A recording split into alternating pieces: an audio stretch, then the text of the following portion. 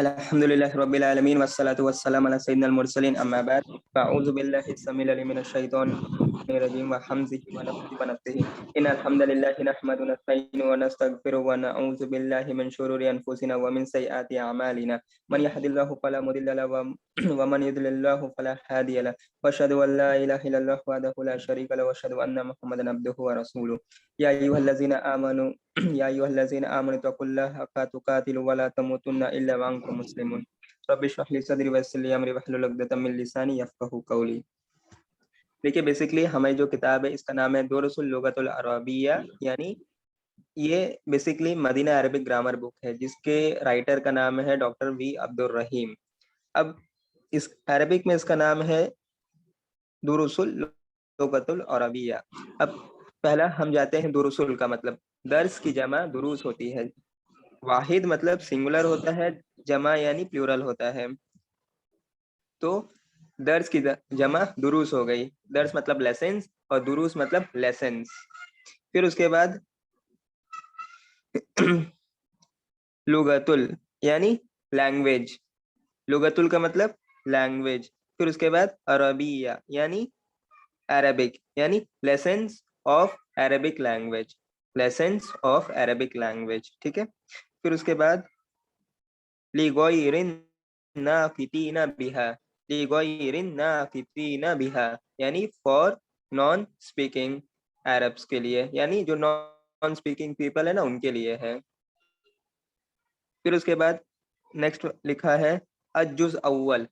अज्जुज अव्वल, अव्वल का मतलब क्या होता है? देखिए बेसिकली इंग्लिश के अंदर हम दो तरीके के नंबर्स पढ़ते हैं, ऑर्डिनल नंबर्स और कार्डिनल नंबर्स। ऑर्डिनल नंबर्स किसके लिए इस्तेमाल किया जाता है? पोजीशन के लिए, जैसे first, second, third, fourth, fifth, six, seventh, eight, ninth and tenth.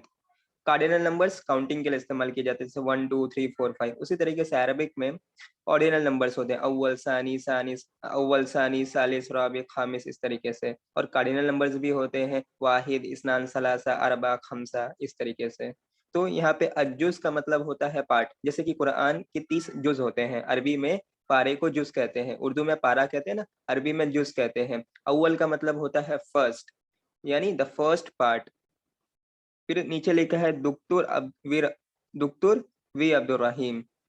Doctor को अरबिक में दुक्तुर कहते हैं, दुक्तुर।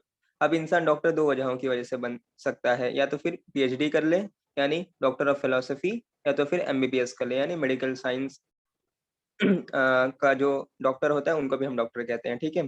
तो डॉक्टर वी अब्दुर रहीम, तो यानी पहली चीज है दुरुसुल लुगतुल अरबिय्या यानी the lessons of the Arabic language.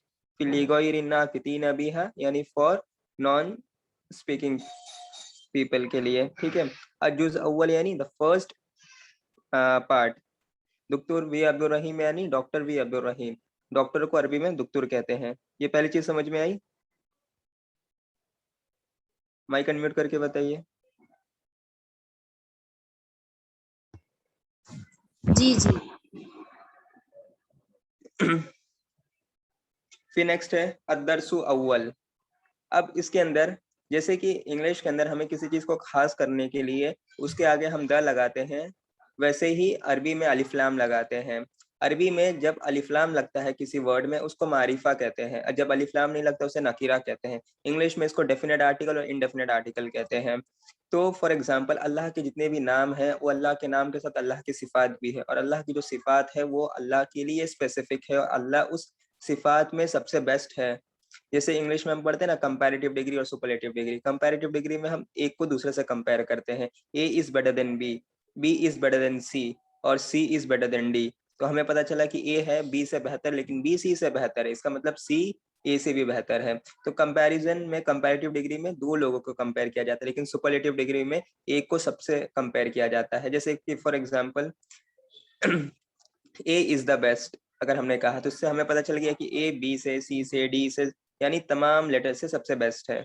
उसी तरीके से अरबी में किसी चीज को खास करने के लिए उसके आगे अलिफ्लाम लगा देते हैं। जैसे अल्लाह का एक नाम है अर्रहमान, अर्रहमान का मतलब होता है रहम करने वाला। तो बेसिकली रहम जो होता है वो हर किसी के अंदर होता है, इंसान के अंदर, जानवर के अंदर, कीड़े के अंदर, चिड़िया के अंदर, हर किसी के अंदर। लेकिन अल्लाह के नाम में अलिफ्लाम लगता है, यानी अर्रहमान यानी तमाम रहम करने वालों में सबसे ज्यादा रहम करने वाला।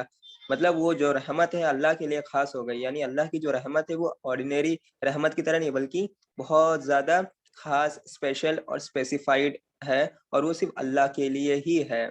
उसी तरीके से अरबी में जब कभी भी अलिफ लाम लगेगा तो खास हो जाता है, और उसका ट्रांसलेशन जब हम इंग्लिश में करेंगे तो द लग जाता है। ठीक है। और जब अलिफ लाम लगता है किसी वर्ड के आगे तो उसके आखिरी लेटर पे पेश लग जाता है, जिसको अरबी में दम्मा कहते हैं। जैसे कि उर्दू में हम पढ़ते हैं जबर जेर पेश, अरबी में उसे कहते हैं फतहा कसरा दम्मा। ठीक है। जब किसी वर्ड के स्टार्टिंग में अलिफ लाम नहीं लगता है तो आखिरी लेटर पे तनवीन लग जाता है। तनवीन यानी दो जबर दो जेर दो पेश को तनवीन कहते हैं। अरबी में दो जबर दो जेर दो पेश को फतहातैन कसरातैन दम्मातैन कहते हैं। तो अलिफ लाम क्यों लगा? किसी चीज को खास करने के लिए। और इसका ट्रांसलेशन क्या होगा? द से होगा। और अलिफ लाम नहीं लगेगा तो आम चीज है। ठीक है। तो डेफिनेट आर्टिकल को अरबी में मारिफा कहते हैं, इनडेफिनेट आर्टिकल को अरबी में नकीरा कहते हैं। और फिर अव्वल, अव्वल जैसे कि मैंने पहले बताया था, ये ऑर्डिनल नंबर है, यानी पोजीशन के लिए इस्तेमाल किया जाता है, फर्स्ट सेकंड थर्ड फोर्थ। उसी तरीके से अदरसु अव्वल यानी द फर्स्ट लेसन। ये समझ में आया?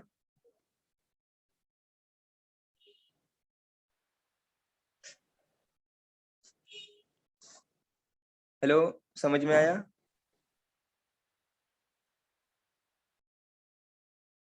आवाज नहीं आ रही है आपकी? आप बोल पहले रही है, माइक बाद में अनम्यूट कर रही हैं।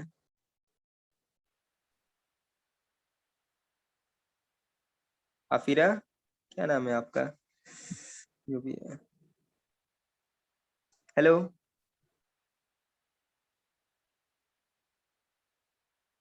आवाज आ रही है? मुझे आपकी आवाज नहीं आ रही है। जी आ गई आवाज। हाँ, अपना जो भी ईयरफोन सब लगा है उसको निकाल दीजिए। जी जी। हाँ। फिर उसके बाद है हाजा। इंग्लिश के अंदर जैसे हम पढ़ते हैं डेमोन्स्ट्रेटिव प्रोनाउन, डेमोन्स्ट्रेटिव प्रोनाउन के अंदर दिस एंड दैट का जैसे इस्तेमाल करते हैं वैसे अरबी में भी डेमोन्स्ट्रेटिव प्रोनाउन होता है। हाजा का मतलब होता है कि ये पास के लिए इस्तेमाल किया जाता है। हाजा का मतलब दिस होता है। अरबी में इसको डेमोन्स्ट्रेटिव, अरबी में इसको इसमें इशारा कहते हैं। डेमोन्स्ट्रेटिव प्रोनाउन को अरबी में इसमें इशारा कहते हैं। अब दिस जो होता है वो करीब के लिए इस्तेमाल किया जाता है, इसलिए उसको कहते हैं इसमें इशारा लिल करीबी। क्या कहते हैं? इसमें इशारा लिल करीबी, यानी करीब के लिए इस्तेमाल किया जाता है। तो हाजा का मतलब होता है दिस। ठीक है। अब जो हाजा होता है वो नियर के लिए इस्तेमाल किया जाता है, यानी कोई चीज जब पास हो। मैस्कुलाइन के लिए इस्तेमाल किया जाता है, यानी कोई चीज अगर मुजक्कर हो। जैसे कि इंग्लिश के अंदर जो जेंडर्स होते हैं, मैस्कुलाइन होता है, फेमिनाइन होता है और न्यूटर होता है। मैस्कुलाइन यानी जो मेल्स के लिए, फेमिनाइन यानी जो फीमेल्स के लिए, न्यूटर वो मेल और फीमेल दोनों के लिए होता है। जैसे कि फॉर एग्जांपल मैस्कुलाइन के लिए मैन हो गया, ये क्या है? मैस्कुलाइन यानी मर्द। और फिर जाके जैसे कि फॉर एग्जांपल गर्ल हो गया, ये फेमिनाइन में आ जाएगा। लेकिन हमने स्टूडेंट का इस्तेमाल किया, स्टूडेंट मेल भी हो सकता है फीमेल भी हो सकता है। इंग्लिश के अंदर तीन कैटेगरी होती है जेंडर की, मैस्कुलाइन, फेमिनाइन और न्यूटर। अरबी के अंदर सिर्फ दो होती है, मुजक्कर या मुअन्नस। मुजक्कर यानी मैस्कुलाइन, मुअन्नस यानी फेमिनाइन। तो जो हाजा होता है वो नियर के लिए यानी पास के लिए इस्तेमाल होता है, मैस्कुलाइन यानी मुजक्कर के लिए इस्तेमाल होता है, और सिंगुलर के लिए इस्तेमाल होता है। जैसे इंग्लिश के अंदर सिंगुलर होता है और प्लूरल होता है। हिंदी के अंदर एक वचन बहुवचन, एक वचन द्विवचन बहुवचन होता है। अरबी के अंदर तीन होता है जैसे हिंदी में होता है, वाहिद, तस्निया, जमा। वाहिद मतलब एक, तस्निया यानी दो, जमा यानी दो से ज्यादा। तो जो हाजा होता है वो नियर के लिए इस्तेमाल होता है, यानी करीब के लिए। मैस्कुलाइन के लिए इस्तेमाल होता है, यानी मुजक्कर के लिए। सिंगुलर के लिए इस्तेमाल होता है, यानी वाहिद के लिए। और ये जिंदा और जो चीजें जिंदा नहीं है दोनों के लिए इस्तेमाल होता है, यानी इंसानों के लिए भी और चीजों के लिए भी, जैसे लकड़ी हो गई या कोई सामान हो गया, इन तमाम चीजों के लिए हाजा इस्तेमाल होता है। लेकिन ये औरतों के लिए इस्तेमाल नहीं होता, यानी फीमेल को नहीं हम हाजा बोलेंगे। ठीक है। ये सिर्फ मेल्स के लिए, ये सिर्फ और सिर्फ मैस्कुलाइन के लिए, मर्द के लिए इस्तेमाल होता है हाजा। फिर उसके बाद सबसे पहला दिया गया हाजा बैतुन। हाजा मतलब दिस, बैतुन मतलब हाउस। अब हमें पता है इसका जब हम ट्रांसलेशन इंग्लिश में करेंगे तो जब भी कोई नाउन होता है उसके आगे या तो ए लगेगा या तो एन लगेगा। ए कब लगता है? जब वो कॉन्सोनेंट होता है। और एन कब लगता है? जब वो वॉवेल होता है। और कोई चीज अगर खास होती है तो उसके आगे द लगता है। हालांकि बैतून में अलिफ लाम नहीं लगा है, इसलिए हम उस पे द नहीं लगाएंगे। तो क्या लगाएंगे, ए या एन लगाएंगे। और बैतून का मतलब क्या होता है, हाउस होता है। हाउस किससे स्टार्ट होता है, एच से स्टार्ट होता है। एच क्या होता है, कॉन्सोनेंट होता है, इसलिए इसका ट्रांसलेशन क्या होगा, हाजा बैतून का, दिस इज अ हाउस, यानी ये घर है। वही नेक्स्ट है हाजा मस्जिदुन, यानी दिस इज अ मॉस्क, ये मस्जिद है। फिर नेक्स्ट है हाजा बाबुन, यानी ये दरवाजा है, यानी this is a door. Next है हाजा किताबुन, यानी दिस इज अ बुक। फिर नेक्स्ट है हाजा कलमुन, यानी दिस इज अ पेन। हाजा मिफ्ताहुन, दिस इज अ की। हाजा मकतबुन, दिस इज अ टेबल। हाजा सरीरुन, दिस इज अ बेड। हाजा कुर्सीयुन, दिस इज अ चेयर। तो बेसिकली ये जो पहला लेसन है इसके अंदर हमें इसमें इशारा सिखा रहा है, यानी कोई चीज अगर पास में हो उसे कैसे बोलेंगे, दिस के साथ कैसे इस्तेमाल करेंगे।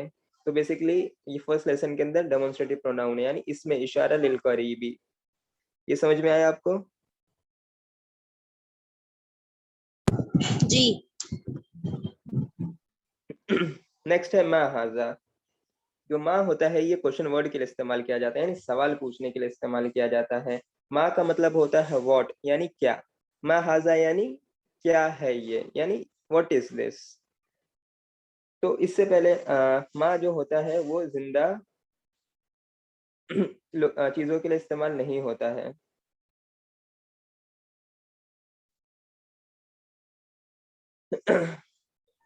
दोबारा ठीक है, बोलिएगा, माँ किस चीज के लिए यूज होता है? माँ सवाल पूछने के लिए इस्तेमाल किया जाता है। माँ जो होता है वो सवाल पूछने के लिए इस्तेमाल किया जाता है, जो क्वेश्चन वर्ड होता है यानी व्हाट। और जो माँ होता है वो क्या कहते हैं, जिंदा चीजों के लिए इस्तेमाल नहीं किया जाता है, और माँ हमेशा पहले आता है। ठीक है, तो उसी तरीके से माँ हाजा का मतलब क्या होता है, व्हाट इज दिस। तो सबसे पहला दिया गया है यहाँ पे मा हाजा, यानी व्हाट इज दिस। नेक्स्ट दिया है हाजा बैतुन, यानी दिस इज अ हाउस। फिर उसके बाद नीचे दिया गया आ हाजा। जो आ है ये भी सवाल पूछने के लिए इस्तेमाल किया जाता है। इसको अरबी के देखिए, जो मा होता है इसे इसमें इस्तिफाम कहते हैं, और जो आ होता है वो हरफे इस्तिफाम होता है। तो जो आ होता है वो बेसिकली किसी सवाल पे जब हम जोर देते हैं यानी एम्फसाइज करते हैं तब वो इस्तेमाल किया जाता है। जैसे कि फॉर एग्जांपल सबसे पहले क्या देखिए, मा हाजा, ये क्या है, हाजा बैतुन, यानी ये घर है। सिंपल सा सवाल, सिंपल सा जवाब। लेकिन आ हाजा बैतुन, अब इसमें हम जोर देते हैं, एम्फसाइज करते हैं, क्या ये घर है। आ हाजा बैतुन का मतलब क्या होता है, क्या ये घर है। तब इसका जवाब हमेशा हा या नहीं में होता है। अरबी में हा को नाम कहते हैं और नहीं को ला कहते हैं। तो हाजा बैतुन का मतलब क्या हो जाएगा, दिस इज अ हाउस। ठीक है, लेकिन जब हम आ के साथ इस्तेमाल करेंगे तब हम जोर देते हैं किसी चीज पे, प्लस हम उसका जवाब हाँ या नहीं में देते हैं। हाजा बैतुन, क्या ये घर है, तो उसका आंसर होगा नाम। हाजा बैतुन, yes this is a house.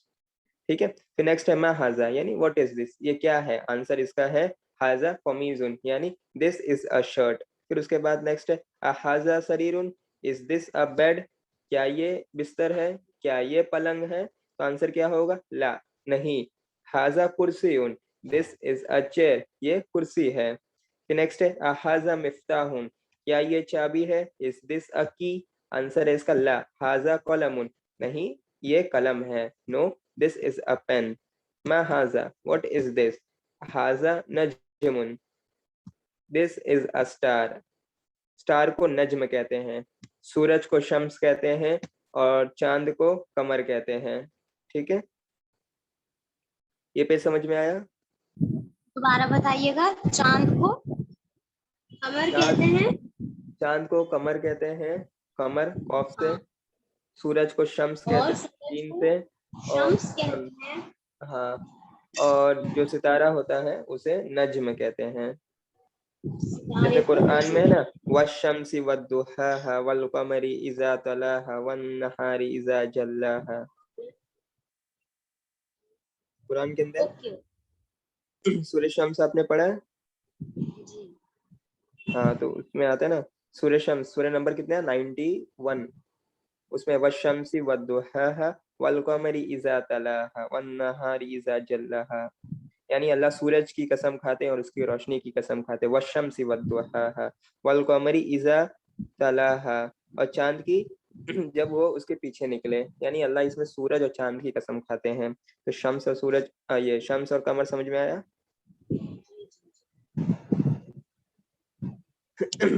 फिर नेक्स्ट है तमरीन। तमरीन का मतलब होता है एक्सरसाइज, ठीक है। अब एक इज तमरीन मतलब क्या हो गया, एक्सरसाइज। अब तमरीन की जमा होती है तमारीन, जमा का मतलब क्या होता है, प्लूरल, यानी एक से ज्यादा। तो पहली तमरीन यानी फर्स्ट एक्सरसाइज। अब इसके अंदर पूछा गया है मा हाजा, यानी व्हाट इज दिस, सिंपल सवाल पूछा गया है और एक पिक्चर दी गई है चाबी की। तो हमें बताना है हाजा मिफ्ताहुन, यानी दिस नहीं, इज अ की। हाजा मिफ्ता। अब आप इसका जवाब दीजिए, मा हाजा। आपकी आवाज क्लियर नहीं आ रही। आप इसका जवाब दीजिए, मा हाजा। सेकंड वाले का, हाजा मिफ्ता। सेकंड वाले का, वो तो पहले वाले का है, हाजा मिफ्ताहुन। हाजा मिफ्ता। दूसरा क्या बना है, दूसरा किताब बना है ना, हाजा किताबुन। आपकी आवाज क्लियर नहीं आ रही। आपका नेटवर्क सही नहीं होगा। मा, देखिए सबसे पहले वाले का है मा हाजा, यानी व्हाट इज दिस। हाजा मिफ्ताहुन, यानी दिस इज अ की, यानी ये चाबी है। फिर दूसरा है मा हाजा, व्हाट इज दिस, ये क्या है। हाजा किताबुन, दिस इज अ बुक। तीसरा है मा हाजा, व्हाट इज दिस। हाजा कलमुन, यानी दिस इज अ पेन। चौथा है मा हाजा, व्हाट इज दिस। हाजा बाबुन, यानी दिस इज अ डोर। फिर नेक्स्ट है मा हाजा, व्हाट इज दिस। हाजा बैतुन, यानी दिस इज अ हाउस। मा हाजा, व्हाट इज दिस। हाजा कुर्सियुन, दिस इज अ चेयर। समझ में आया। जी जी, समझ में आया।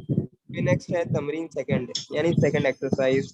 इसके अंदर अब जैसे कि मैंने बताया था, किसी सवाल को जब हम एम्फसाइज करते हैं, उस पर जोर देते हैं, तब आ का इस्तेमाल होता है। तो आ हाजा बैतुन, यानी क्या ये घर है। तो आंसर क्या होगा, ला। हाजा मस्जिदुन, नहीं आपका ये मतलब मस्जिद होता है। है क्या? आ का मतलब, हाँ, क्या ये घर है। तो आंसर क्या होगा, ला। हाजा मस्जिदुन, नहीं ये मस्जिद है। हाजा मिफ्ताहुन, क्या ये चाबी है। इज दिस अ की, आंसर होगा ला। हाजा कलमुन, no this is a pen. हाजा कमीजुन, क्या ये कमीज है। Is this a shirt, answer क्या होगा, नाम। हाजा कमीजुन, yes this is a shirt, हाँ ये एक कमीज है। फिर होगा हाजा नजमुन, क्या ये सितारा है। नाम, हाजा नजमुन, हाँ ये सितारा है। ना हाजा नजमुन या अहाजा नजमुन? हाजा नजमुन, इसका आंसर होगा नाम। नाम का मतलब हाँ होता है और ला का मतलब नहीं होता है, और जब आ के साथ सवाल पूछा जाता है तब इसका आंसर हमेशा हाँ या नहीं में दिया जाता है। तो हाजा नजमुन, क्या ये सितारा है, आंसर होगा नाम। हाजा नजमुन, yes this is a star. फिर थर्ड तमरीन, इकरा व अक्तुब। इकरा का मतलब होता है लिखना, और सॉरी, इकरा का मतलब होता है पढ़ना, और वक्तुब का मतलब होता है लिखना। अब यहाँ पे जो वाव है, वाव एज अ कंजक्शन के तौर पे इस्तेमाल किया गया है। कंजक्शन का काम क्या होता है, ये दो सेंटेंसेस को या दो वर्ड्स को आपस में जोड़ के एक बनाता है, या दो क्लॉज को जोड़ता है। जैसे इंग्लिश में भी हम कंजक्शन पढ़ते हैं ना, because, although, whereas, but, beside, unlike, therefore, provided, unless, if, yet, after, and, ये सब क्या कंजक्शन होता है, यानी वो इस्तेमाल किया जाता है दो क्लॉज या दो सेंटेंसेस को आपस में जोड़ने के लिए। वैसे ही अरबी के अंदर जो वाव होता है वो कंजक्शन होता है, यानी वो एंड की क्या कहते हैं, एंड के तौर पे इस्तेमाल किया जाता है। तो इकरा मतलब पढ़ना, वाव मतलब एंड, वक्तुब मतलब लिखना। इकरा वक्तुब, पढ़ो और लिखो। जैसे कुरान की सबसे पहली आयत नाज़िल हुई थी ना, इकरा बिस्मि रब्बिकल्लज़ी खलक, यानी पढ़ो अपने रब के नाम से जिसने तुम्हें पैदा किया है। तो इकरा का मतलब क्या हुआ, पढ़ना। रीड, रिसाइट या प्रोक्लेम, इसका इब्रा अलग का अलग मत मतलब होता है कॉन्टेक्स्ट के इब्रा का हिसाब से। मतलब पढ़ना। हाँ, रीड, वाव का मतलब एंड, अक्तुब का मतलब लिखना, रीड एंड राइट। तो इसके अंदर हमें, अक्तुब का मतलब लिखना। हाँ, तो इसका क्या होगा, इकरा व अक्तुब। इकरा मतलब वो पढ़ना, वाव का मतलब एंड यानी और, अक्तुब मतलब लिखना। अब हमें इसे पढ़ना क्यों है, ताकि हमारा प्रोनाउंसिएशन सही हो जाए, और लिखना क्यों है, ताकि हम इस पे सही से हरकत डाल सके, जबर जेर पेश। तो देखिए, हाजम, मीम काफ ताबा। अब इसको कैसे पढ़ेंगे, मिक्तबुन, मुक्तबुन, मक्तबुन, मक्तिबिन, किस हिसाब से पढ़ेंगे। तो हमने जैसे कि पढ़ा है, तो मीम पे हम क्या लगा देंगे, जबर लगा देंगे, काफ पे जज्म लगा देंगे। तो मीम काफ जबर मक, ता जबर ता, मक ता, बा पे दो पेश लगा देंगे। क्यों, क्योंकि आखिरी में तनवीन लगता है, अगर स्टार्टिंग में अलिफ लाम नहीं आता, तो क्या हो जाएगा, हाजा मक्तबुन। तो इसको हम पढ़ेंगे भी, लिखेंगे भी। फिर नेक्स्ट है हाजा मस्जिदुन। फिर उसके बाद हाजा कलमुन, हाजा सरीरुन, मा हाजा, हाजा कुर्सियुन, हाजा बैतुन ला, हाजा मस्जिदुन, मा हाजा, हाजा मिफ्ताहुन। तो ये बेसिकली प्रोनाउंसिएशन के लिए है, और इन पे हरकत पुट करना है, इसलिए इसको लिखना भी है।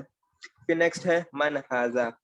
मन जो होता है, ये अस्माए इस्तिफाम में से होता है, यानी ये भी सवाल पूछने के लिए इस्तेमाल किया जाता है। इसमें की जमा अस्मा होती है। इसमें का मतलब होता है नाम, और अस्मा का मतलब होता है नेम्स। जैसे कि अल्लाह के हम कहते हैं ना अस्माउल हुस्ना, यानी ब्यूटीफुल नेम्स।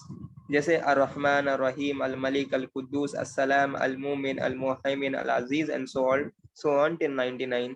आपको 99 तक अल्लाह के नाम याद है? जी जी अल्हम्दुलिल्लाह। सुनाइए।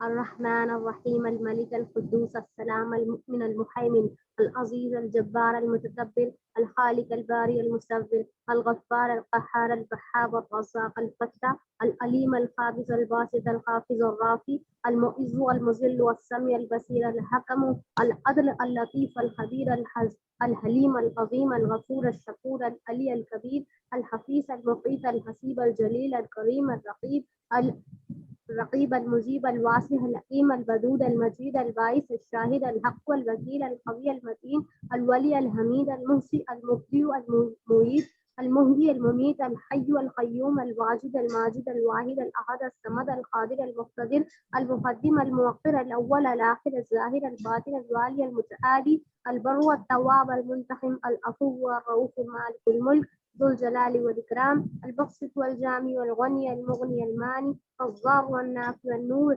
الحادي البديع والباقي الوارث الرشيد السميع. गुड माशाल्लाह, वेरी गुड माशाल्लाह। इसकी फजीलत क्या है, जैसे कि सही मुस्लिम की हदीस है, हदीस नंबर 2677, कि अल्लाह के 99 नाम है, और जिस किसी ने भी इसे याद किया उसके लिए जन्नत है। अब बेसिकली यहाँ पे याद करने से मुराद ये नहीं कि बस हमने याद कर लिया। याद करने से मतलब यहाँ पे है कि हमें हमें उसे याद भी करना है, उस पे ईमान भी लाना है, उस पे अमल भी करना है। जैसे कि फॉर एग्जांपल, अगर अल्लाह का नाम अर्रहमान है, तो हमने इसे याद भी कर लिया, हमने इसको समझा भी, यानी तमाम रहम करने वालों में सबसे ज्यादा रहम करने वाला। अब हमें इसमें अमल भी करना है, यानी जब गुनाह हो जाएगा तब हमें अल्लाह से ही माफी मांगनी, और मायूस नहीं होना है, क्योंकि मायूसी कुफ्र है। कुरान में याकूब अलैहिस्सलाम अपने बच्चों को कहते हैं कि ये मेरे बच्चों मायूस ना हो, क्योंकि सिर्फ काफिर ही मायूस होता है। तो इससे हमें क्या पता चलता है कि हमें 99 नाम को याद भी करना है, समझना भी है, उस पर अमल भी करना है, और इस पे ईमान भी लाना है। तब जाके हम क्या कहते हैं, जन्नत में जाने के हकदार बनेंगे। उसको याद करने के बाद सिर्फ याद करना सफिशिएंट नहीं, ना तो उस पर समझना सफिशिएंट है, बल्कि हमें सब कुछ साथ में करना है। फिर नेक्स्ट है मन हाजा। मन ये भी अस्माई इस्तिफाम में से, यानी ये भी सवाल पूछने के लिए इस्तेमाल किया जाता है। लेकिन अब यहाँ पे फर्क क्या है, जो माँ होता है वो क्या कहते हैं, गैर जानदार चीजों के लिए इस्तेमाल किया जाता है, यानी नॉन लिविंग थिंग्स के लिए। और जो मन होता है वो क्या कहते हैं, लिविंग थिंग्स के लिए इस्तेमाल किया जाता है, लेकिन जानदार चीजों के लिए। लेकिन मन के अंदर एक एक्सेप्शन होता है। मन जो होता है वो सिर्फ आकिल के लिए इस्तेमाल किया जाता है, यानी जिनके पास सिर्फ अकल होती है, यानी इंसान हो गए, जिन्नात हो गए, फरिश्ते हो गए, अल्लाह हो गए, ये मन के लिए इस्तेमाल हो जाता है, मन के लिए इस्तेमाल किया जाता है। लेकिन जानवरों के लिए मन इस्तेमाल नहीं करेंगे, क्योंकि जानवरों के पास दिमाग नहीं होता है। जैसे कि मन रब्बुका, हु इज योर लॉर्ड, यानी तुम्हारा रब कौन है, अल्लाह के लिए इस्तेमाल किया गया। मन हाजा, हु इज दिस, हाजा तबीबुन, दिस इज अ डॉक्टर इंसान के लिए इस्तेमाल किया, फरिश्तों के लिए और जिन्नातों के लिए भी इस्तेमाल करते हैं। तो बेसिकली जो माँ होता है वो सवाल पूछने के लिए इस्तेमाल किया जाता है उन चीज़ों के लिए जिनके अंदर जान नहीं होती है, और जो मन होता है वो इस्तेमाल किया जाता है उन चीज़ों के लिए सवाल पूछने के लिए जिनके अंदर जान होती है। लेकिन एक्सेप्शन बस इतना होता है कि वो चीज़ें बस आकिल हो यानी अकल वाली हो, यानी इंसान में से हो, जिन्नातों में से हो, फरिश्तों में से हो, या तो फिर वो अल्लाह के लिए इस्तेमाल की जाती है, अल्लाह से कुछ सवाल पूछने के लिए या अल्लाह के बारे में जानने के लिए। समझ में आया? जी जी। तो मन हाजा यानी हु इज दिस। मन का मतलब क्या हो गया? हु यानी कौन, ये कौन है। मन हाजा हु इज दिस। तो पहला दिया गया है मन हाजा हु इज दिस। हाजा तबीबुन, दिस इज अ डॉक्टर। मन हाजा हु इज दिस। हाजा वलदुन, दिस इज अ बॉय। मन हाजा, हाजा तालिबुन, दिस इज अ स्टूडेंट। लेकिन यहाँ पे जो तालिबुन दिया गया है इसका मतलब होता है तलब करने वाला। तालिबुन आता है तलब से, तलब का मतलब होता है सीख करने वाला, यानी किसी चीज को ढूंढना या पाना। ये एक मेटाफर है। मेटाफर यानी इंग्लिश के अंदर जैसे जो फिगर ऑफ स्पीच होती है उसमें से एक मेटाफर होता है। फिगर ऑफ स्पीच कितनी होती है? जैसे कि सिमिली हो गई, मेटाफर हो गया, पर्सोनिफिकेशन हो गया, ये कहते हैं एपोस्ट्रॉफी हो गई, फिर जाके अलिट्रेशन हो गई, पन हो गया, और भी बहुत सारे होते हैं फिगर ऑफ स्पीच। तो बेसिकली जो मेटाफर होता है वो इस्तेमाल किया जाता है उन चीज़ों के लिए जब हम किसी चीज को किसी से कंपेयर करते हैं और वो चीजें रियलिटी में एग्जिस्ट नहीं करती लेकिन वो बस कंपैरिजन के लिए इस्तेमाल की जाती है। जैसे फॉर एग्जांपल अगर मैं कहूँ कि मेरा दोस्त शेर है, इसका मतलब ये नहीं कि मैं जंगल के जानवर शेर की बात कर रहा हूँ, बल्कि मैं अपने दोस्त की बात कर रहा हूँ जो इंसान है लेकिन उसके अंदर सिफत शेर वाली है। मैं उसको शेर से कंपेयर कर रहा हूँ, यानी वो बहादुर है, वो डरता नहीं है किसी से, उसके अंदर लीडरशिप क्वालिटी है, वो स्ट्रांग है, वो ब्रेव है, और वो क्या कहते हैं या तो फिर राजा या बादशाह होगा। तो उस तरीके से जो तालिबुन है ये एक मेटाफर है, यानी तलब करने वाला। क्या तलब करने वाला? इल्म तलब करने वाला। इसलिए जो क्या कहते हैं, तालिबो इल्म कहते हैं ना, तालिबुल इल्म यानी सीकर ऑफ नॉलेज यानी स्टूडेंट। तो हाजा तालिबुन यानी दिस इज अ स्टूडेंट। इसके कॉन्टेक्स्ट में स्टूडेंट का इस्तेमाल किया जाएगा, और दूसरे कॉन्टेक्स्ट में ये देखा जाएगा कि सामने वाला ढूंढ के आ रहा है, सामने वाला कोई सामान ढूंढ रहा है, कोई चीज ढूंढ रहा है, किसी इंसान को ढूंढ रहा है, इल्म ढूंढ रहा है, क्या ढूंढ रहा है। कॉन्टेक्स्ट के हिसाब से चीजें चेंज होती है। जैसे इंग्लिश में भी फॉर एग्जाम्पल एक वर्ड कुक ले लेते हैं, my friend is a cook यानी मेरा दोस्त बावर्ची है। तो यहाँ पे कुक नाउन की तरह इस्तेमाल किया गया, माई फ्रेंड इज कुकिंग, मेरा दोस्त खाना पका रहा है। और फिर यहाँ पे कुक एज अ वर्ब इस्तेमाल किया गया, यानी जो वर्ड होता है उसका मीनिंग कॉन्टेक्स्ट के हिसाब से चेंज होता है, उसको हम किस चीज के लिए किस वक्त इस्तेमाल कर रहे हैं और किसके लिए इस्तेमाल कर रहे हैं। लाइक वाइज इन अरेबिक ऑल्सो, कोई वर्ड हम क्यों इस्तेमाल कर रहे हैं, किसके लिए इस्तेमाल कर रहे हैं, किस वक्त इस्तेमाल कर रहे हैं, किस कॉन्टेक्स्ट में इस्तेमाल कर रहे हैं, उसके हिसाब से उसका माने चेंज होता रहता है।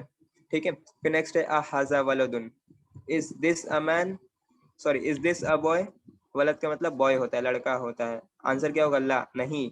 हाजा रजुलन, no this is a man. तो रजुल मतलब मैन हो गया, आदमी हो गया। ये समझ में आया?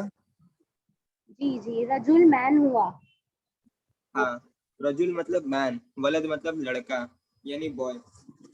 और ये बताइए कि लास्ट में उन और उल किस चीज के लिए लगता है? जो अगर स्टार्टिंग में वर्ड के अलिफ लाम नहीं लगता है तब तनवीन लग जाता है, और अलिफ लाम लगता है तो आखिरी लेटर में पेश आ जाता है। तो रजुलुन में देखिए अलिफ लाम नहीं लगा इसलिए तनवीन लग गया, रजुलुन हो गया वो। लाम दो पेश लुन, रजुलुन। अगर अलिफ लाम लग जाता तो हाजा अर रजुलु, हाजा अर रजुलु यानी लाम पेश लू। लाम शुरू में लगेगा, क्या? अलिफ और लाम शुरू में लगेगा। हाँ, शुरू में ही लगता है अलिफ लाम। जो दा होता है वो शुरू में आता है ना वर्ड के, कि बीच में आता है। अलिफ और लाम का मीनिंग क्या है?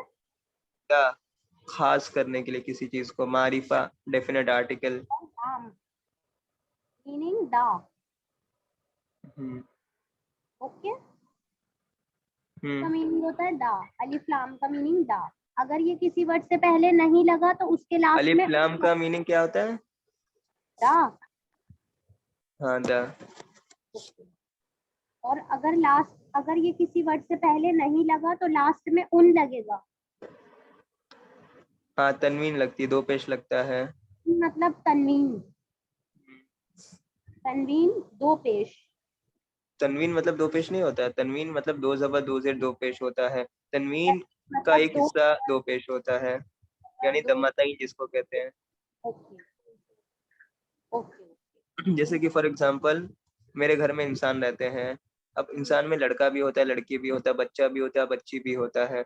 तो मैंने एक जनरल सेंस में कह दिया तनवीन, और एक स्पेसिफाई करने मेरे घर पे मान लीजिए कि एक आदमी और एक औरत और दो बच्चे, इस तरीके से मैंने स्पेसिफाई कर दिया। आखिरी में तनवीन लगता है, मतलब दो पेश की कैटेगरी में आता है। और स्पेसिफिक करने के लिए आखिरी में दम्मतईन लगता है, यानी दो पेश लगता है। क्योंकि तनवीन बोल देंगे तो तनवीन में दो जबर दो जेर भी आ जाता है, और कई बार दो जबर दो जेर भी लग जाता है। फॉर एग्जाम्पल पेड़ को अरबी में शजर कहते हैं। तो अगर शजर जब लिखेंगे तो शजरतुन लिखा रहेगा, लेकिन जब उसके क्या कहते हैं अलिफ लाम लगा देंगे तो क्या हो जाएगा, अशजरतु हो जाएगा, अशजरतु। उससे पहले कोई प्रपोजिशन लगा देंगे, फॉर एग्जांपल तहता, तहता यानी नीचे अंडर, तो क्या होगा, तहता शजरती। तो सोचिए, जब वो वर्ड था तब तनवीन लगा, दो पेश लगा, जब अलिफ लाम लगा तब पेश आ गया, और जब उसके आगे प्रपोजिशन आ गया तो आखिरी लेटर पे जेर आ गया। तो शजरतुन अलिफ लाम के साथ अशजरतु, और प्रपोजिशन के साथ तहत शजरती। तो वो उस पे क्या लग रहा है, वो किसके आगे पीछे आ रहा है, उसके हिसाब से भी हरकत चेंज होती रहती है। समझ गए। ठीक है। फिर उसके बाद है मा हाजा, व्हाट इज दिस। हाजा मस्जिदुन, दिस इज अ मॉस्क। मन हाजा, हु इज दिस। हाजा ताजिरुन, यानी दिस इज अ मर्चेंट। ताजिर का मतलब क्या होता है, मर्चेंट होता है। हाजा कल्बुन, यानी दिस इज अ डॉग। फिर नेक्स्ट है हाजा कल्बुन, is this a dog, answer है ला। हाजा कित्तुन, no this is a cat. फिर नेक्स्ट है हाजा हिमारुन, यानी दिस इज अ डोंकी। हिमार का मतलब होता है डोंकी। फिर नेक्स्ट है हाजा हिमारुन, is this a donkey, answer होगा ला, नहीं। हाजा हिसानुन, हिसानुन का मतलब horse, this is a horse. फिर नेक्स्ट है वमा हाजा, वाव मतलब एंड के लिए इस्तेमाल होता है। वमा हाजा, एंड व्हाट इज दिस। हाजा जमलुन, दिस इज अ कैमल। तो एक चीज आपने इसमें देखी, माँ जो होता है वो नॉन लिविंग थिंग्स के लिए इस्तेमाल होता है, और साथ साथ जानवरों के लिए भी इस्तेमाल होता है। लेकिन ये नहीं कहेंगे कि मन हाजा, हाजा क्या कहते हैं जमलुन। मन किसके लिए इस्तेमाल होता है, जिंदा चीजों के लिए, लेकिन उन जिंदा चीजों के लिए जिनके पास अकल होती है, यानी इंसान हो, जानवर हो, फरिश्ता हो, या अल्लाह के लिए। और जो माँ होता है वो गैर जानदार चीज के लिए, यानी जिसके पास जान नहीं होती, या तो फिर वो जानवर होता है। ठीक जिसका है, दिमाग। इन दो चीजों के लिए माँ लगता है, जैसे वमा हाजा एंड व्हाट इज दिस, हाजा जमलुन। समझ में आया। जी जी। मा हाजा, व्हाट इज दिस। हाजा दिक्कुन, दिस इज अ रूस्टर, मुर्गा। मन हाजा, व्हाट इज दिस।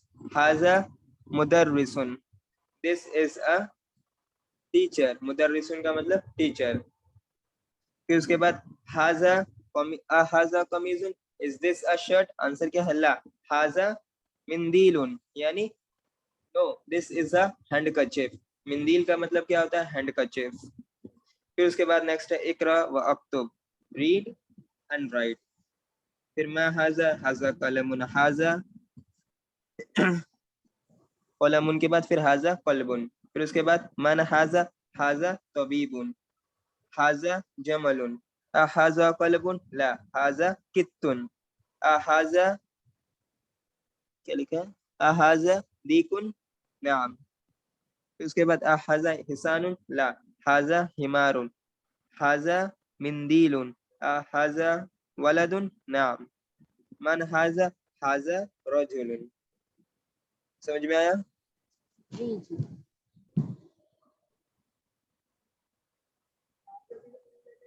ये अदरसु सब सानी, याद द करना सेकंड पड़ेगा ना, लेसन। इस वर्ड को क्या बोलेंगे। क्या, ये सब तो हमें याद करना होगा ना कि किस वर्ड को क्या पढ़ेंगे।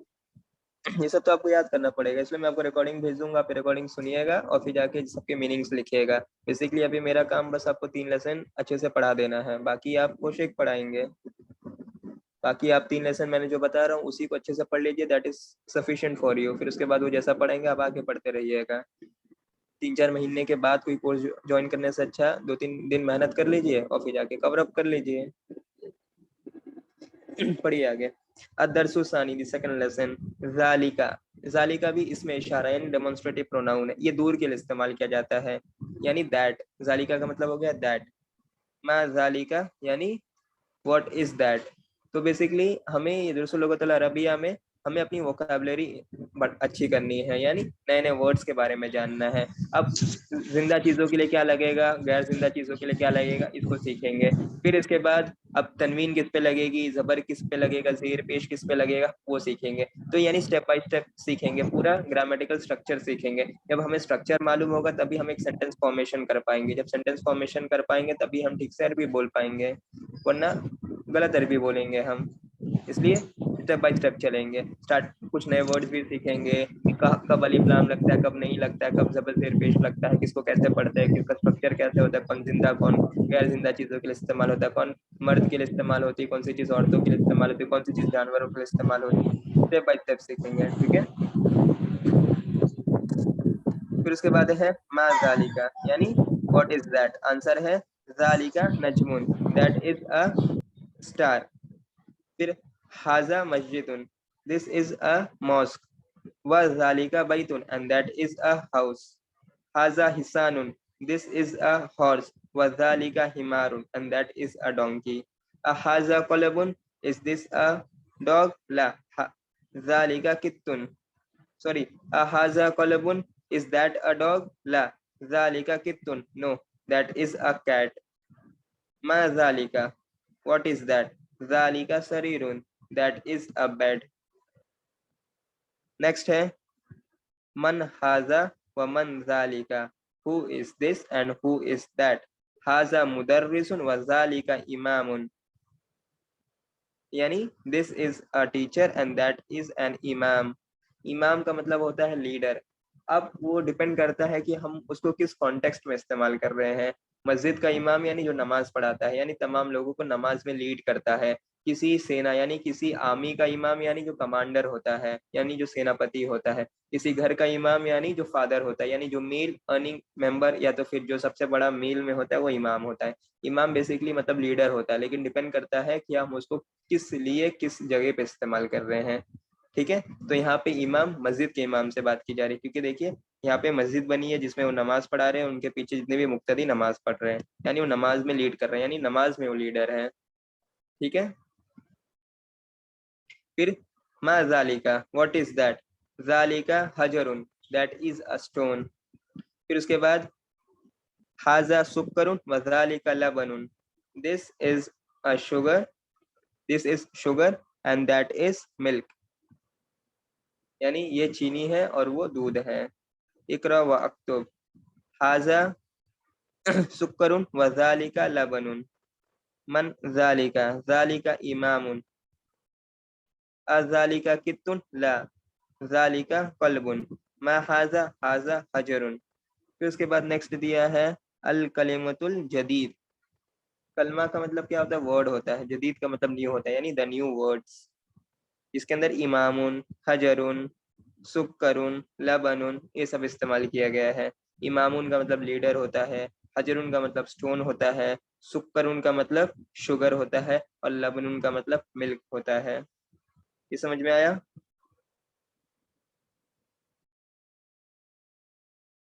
माइक अनम्यूट करके बोलिए। जी जी समझ में आया। बाकी अब मुझे वर्ड्स मीनिंग्स तो लिखने पड़ेंगे। वो आप वीडियो देख के लिखिएगा, अभी वक्त की कमी है ना, इसमें मैं रिकॉर्डिंग करके आपको दे रहा हूँ। फिर थर्ड लेसन अदरसु सालिस, यानी द थर्ड लेसन।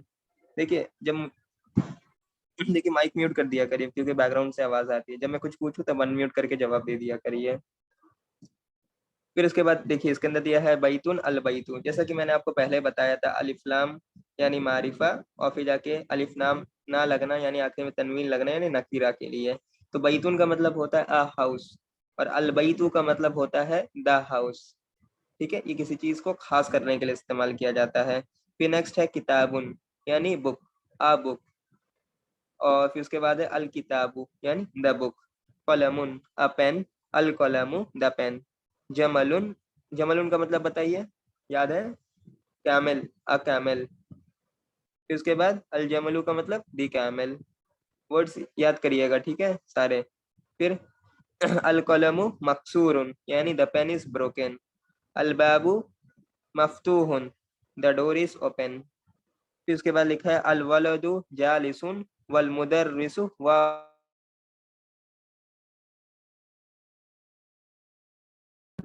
आवाज चली गई आपकी।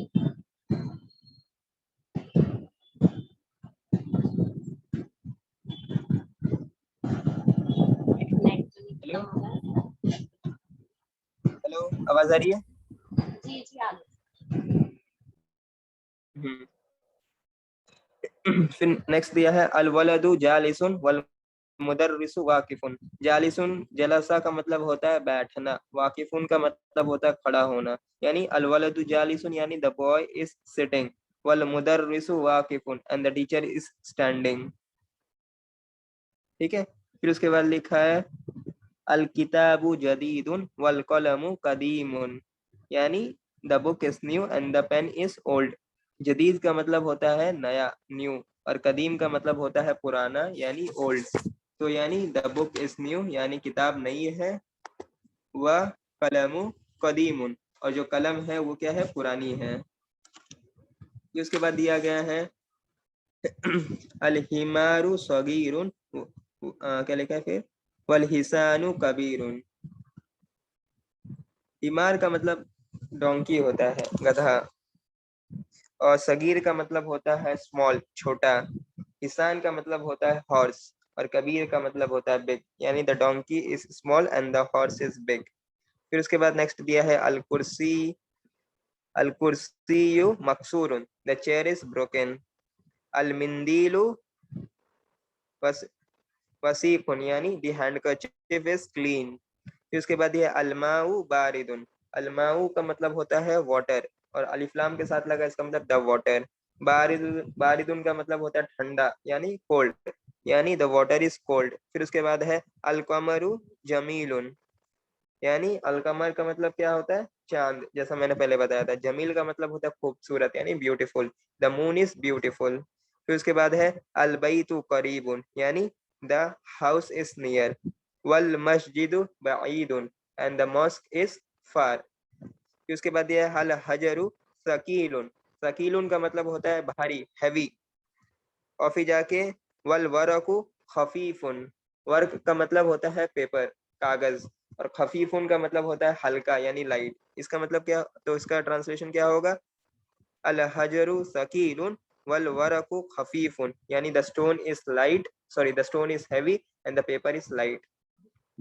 फिर नेक्स्ट है अल लबनु हारुन, लबन का मतलब होता है मिल्क, दूध, और हारून का मतलब होता है हॉट यानी गरम, यानी द मिल्क इज हॉट। फिर उसके बाद नेक्स्ट है अल कमीजु नजीफुन, नजीफ का मतलब होता है क्लीन यानी साफ, और कमीज का मतलब होता है शर्ट, यानी द शर्ट इज क्लीन। फिर नेक्स्ट दिया है मन हाजा व मन जालिका, नहीं ये हो गया। फिर इसके बाद है तमारीन, जैसे कि मैंने पहले बताया था तमरीन की जमा तमारीन होती है, तमरीन यानी एक्सरसाइज, और तमारीन का मतलब होता है एक्सरसाइजेज। फिर इसके बाद यह इकरा व अक्तुब मा दोगती व आखिरिल कलिमात, यानी हमें इसमें पढ़ना है और लिखना है, और जो वर्ड का आखिरी लेटर है हमें उस पर हरकत डालनी है।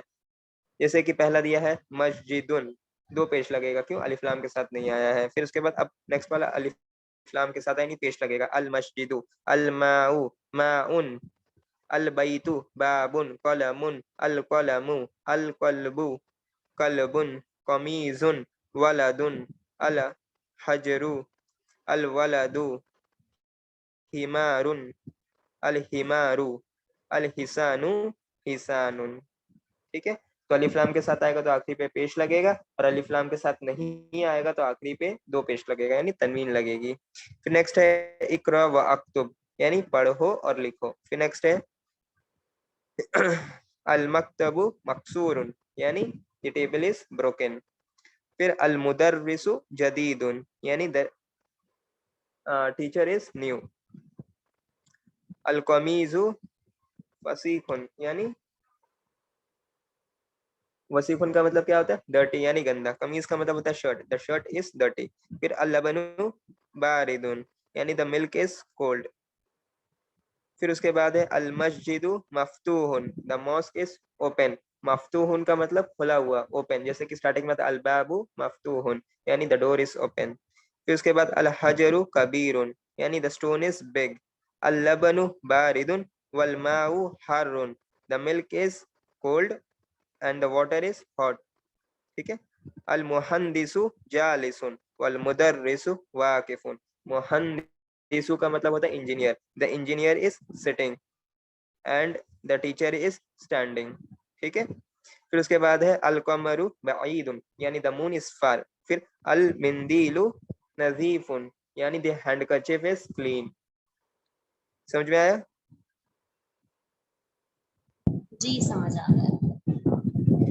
फिर उसके बाद अभी हम जल्दी करते हैं, टाइम भी कम है। तो इसके अंदर देखिए, इसके बाद जो है, इसके अंदर ये जो वर्ड्स दिए गए हैं, बस हमें इसके बाद वाले को पुट करना है सही जगह पे। जैसे कि फॉर एग्जांपल अल हजरु यानी स्टोन हो गया। अब स्टोन क्या होगा? जमील, खूबसूरत। वसीखुन यानी क्या कहते हैं, गंदा यानी डर्टी। और फिर जाके मफ्तूहुन यानी खुला हुआ। हारून यानी गरम। सकीलुन यानी भारी। खफीफुन यानी हल्का। तो स्टोन क्या होगा? सकीलुन यानी भारी होगा। फिर उसके बाद अलकमरु, चांद क्या है? जमीलुन यानी खूबसूरत। अलमिंदीलु यानी हैंडकरचिफ क्या है? वासिकुन यानी गंदी है, डर्टी है। अलबाबु यानी घर क्या है? मफ्तूहुन खुला हुआ है। अलवरकु पेपर क्या है? खफीफुन यानी हल्का है। अल्लबनु दूध क्या है? हारुन यानी गर्म है। तो यानी हमें अप्रोप्रिएट वर्ड पुट करना है। और जैसे कि अब हमने इससे पहले जो था बाद में अप्रोप्रिएट वर्ड इस्तेमाल किया था, अब इसके अंदर पहले इस्तेमाल करना है। जैसे कि नजीफुन दिया गया है, नजीफुन का मतलब होता है क्लीन, साफ। तो हम कह सकते हैं अलमिंदीलु नजीफुन यानी द हैंडकरचिफ इज क्लीन। फिर नेक्स्ट दिया गया है मकसूरुन यानी टूटा हुआ। तो अलबाबु मकसूरुन द डोर इज ब्रोकन। फिर उसके नेक्स्ट दिया है बारिदुन, बारिदुन का मतलब होता है ठंडा। जैसे अलमाउ बारिदुन यानी द वाटर इज कोल्ड। करीबुन यानी पास। अल मस्जिदु करीबुन द मॉस्क इज नियर। फिर नेक्स्ट दिया है बाईदुन, बाईदुन का मतलब क्या होता है? दूर। तो जैसे कि फॉर एग्जांपल कोई भी वर्ड इस्तेमाल करिए, जैसे कि अल मुहंदिसु बाईदुन द इंजीनियर इज फार, मतलब जो इंजीनियर है वो दूर खड़ा है। फिर उसके बाद वाकिफुन यानी खड़ा हुआ। अल मुदर्रिसु वाकिफुन द टीचर इज स्टैंडिंग। फिर उसके बाद जालिसुन यानी सिटिंग। अल वलदु जालिसुन द बॉय इज सिटिंग। कबीरुन यानी बड़ा। अल हजरु कबीरुन द स्टोन इज बिग। कदीम, कदीम का मतलब होता है, क्या होता है? पुराना, ओल्ड। जैसे कि अल मदरसतु या अल, हाँ, मदरसतु कदीमुन यानी जो मदरसा यानी जो स्कूल है वो पुराना है। फिर जदीद, जदीद का मतलब होता है नया।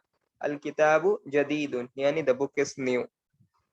फिर नेक्स्ट दिया है अल कलिमतु जदीदुन यानी द न्यू वर्ड्स। अब जो नए नए वर्ड आए हैं उसका उसके बारे में दिया गया। जैसे अल कमरु यानी द मून। जदीदुन यानी न्यू। कदीमुन यानी ओल्ड, पुराना। वसीखुन यानी डर्टी, गंदा। और फिर उसके बाद नजीफुन यानी साफ। हारून गरम। बारिदुन ठंडा। सगीरुन छोटा। कबीरुन बड़ा। मफ्तूहुन खुला हुआ। मकसूरुन टूटा हुआ। सकीलुन भारी। खफीफुन हल्का। जमीलुन खूबसूरत। वाकिफुन खड़ा हुआ। जालिसुन बैठा हुआ यानी सिटिंग, बैठना। फिर उसके बाद नेक्स्ट दिया है नजमु, नजमुन अन्नजमु। रजुलुन अर्रजुलु। दीकुन अद्दीकु। तालिबुन अत्तालिबु। यहाँ तक समझ में आया? जी। फिर इसके अंदर मैच द फॉलोइंग दिया गया है। जैसे कि पहला दिया है अत्तालिबु यानी द स्टूडेंट। अब स्टूडेंट के साथ क्या इस्तेमाल होगा? मरीदुन यानी सेकंड लास्ट वाला। मरीदुन का मतलब क्या होता है? बीमार। द स्टूडेंट इज सिक। फिर इसके अंदर दिया गया अद्दुकानु यानी द शॉप। शॉप के लिए क्या इस्तेमाल होगा? मफ्तूहुन यानी द शॉप इज ओपन। अत्तुफ़ाहु यानी एप्पल यानी द एप्पल।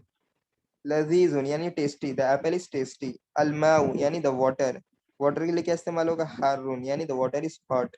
अल हजरु यानी द स्टोन। स्टोन के लिए क्या इस्तेमाल होगा? सकीलुन यानी द स्टोन इज हैवी। अल कलमु द पेन। पेन के लिए क्या इस्तेमाल होगा? मकसूरुन द पेन इज ब्रोकन। इसमें मैच द फॉलोइंग है। फिर उसके बाद वही अल कलिमतु जदीद यानी न्यू वर्ड्स। हुलवुन। हुलवुन का मतलब होता है मीठा यानी स्वीट। मरीदुन। मरीदुन का मतलब होता है बीमार यानी सिक। अद्दुकानु। अद्दुकानु का मतलब होता है शॉप यानी दुकान। फिर उसके बाद गनीयुन। गनीयुन का मतलब होता है रिच यानी अमीर। फिर उसके बाद तवीलुन। तवील का मतलब होता है लंबा यानी टॉल। फिर कसीरुन। कसीरुन का मतलब होता है फकीरुन। फकीरुन का मतलब होता है पुअर यानी गरीब। फिर कसीरुन। कसीरुन का मतलब होता है शॉर्ट यानी छोटा। फिर उसके बाद क्या लिखा है? अतुफ़ाहु। अतुफ़ाहु का मतलब होता है एप्पल यानी सेब। अब अलिफ लाम के साथ लगा है तो द एप्पल हो जाएगा। ठीक है।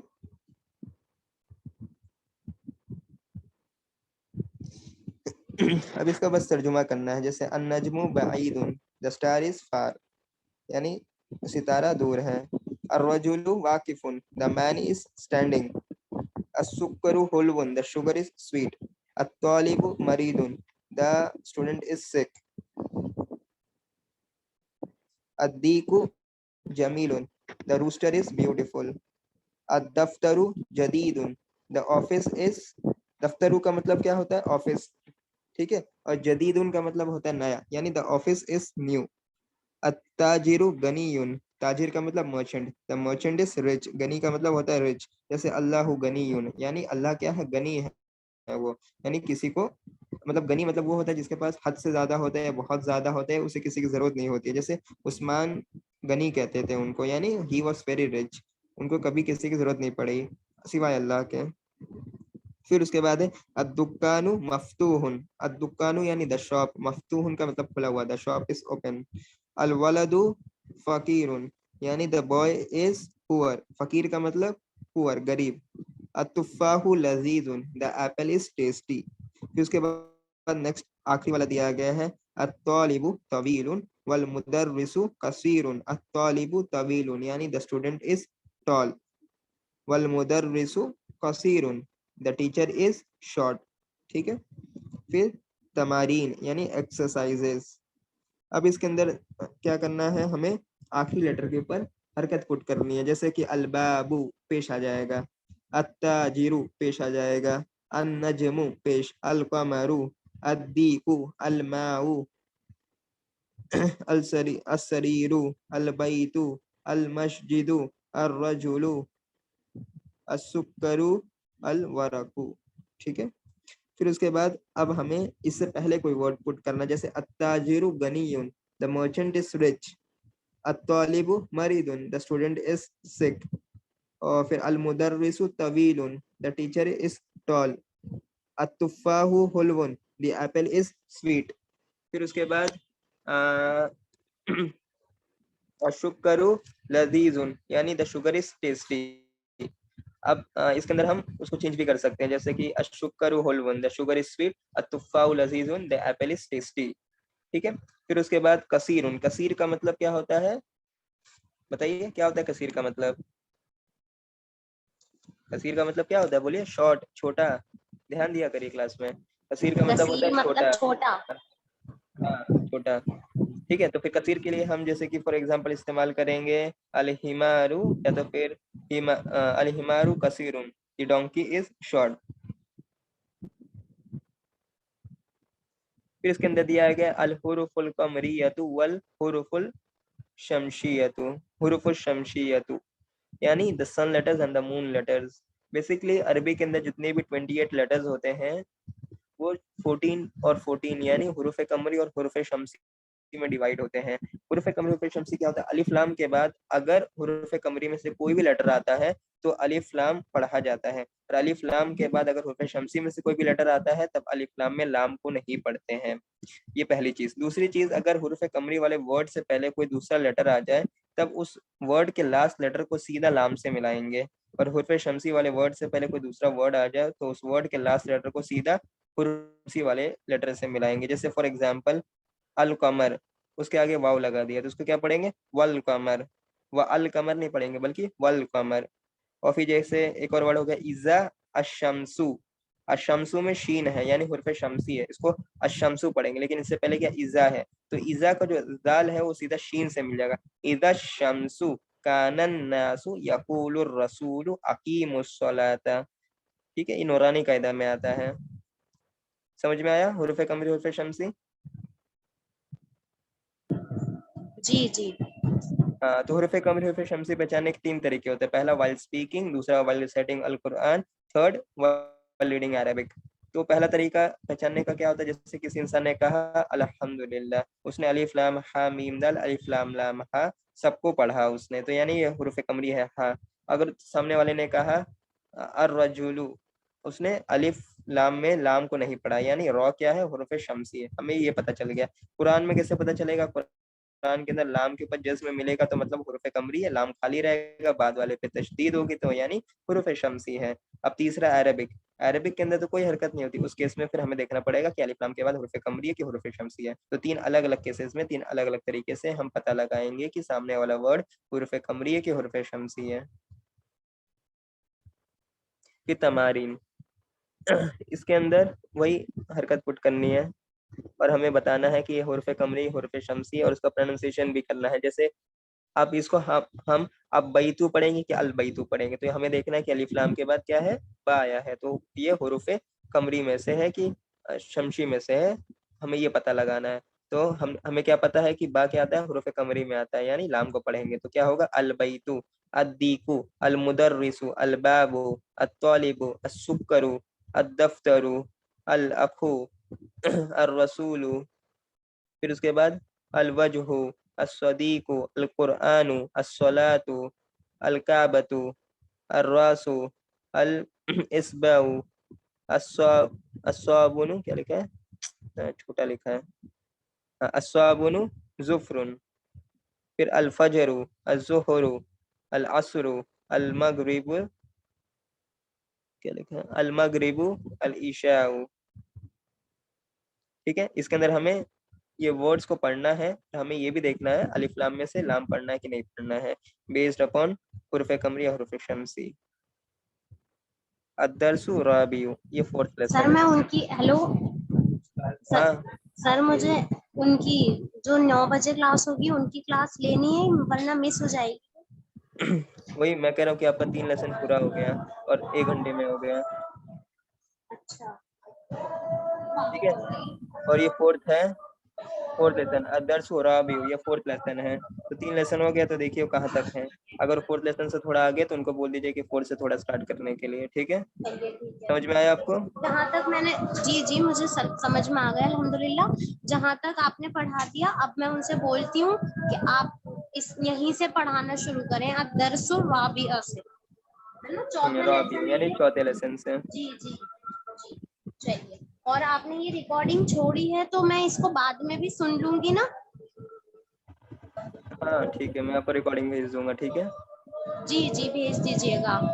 चलिए ठीक है। ओके, अस्सलाम वालेकुम। वालेकुम अस्सलाम।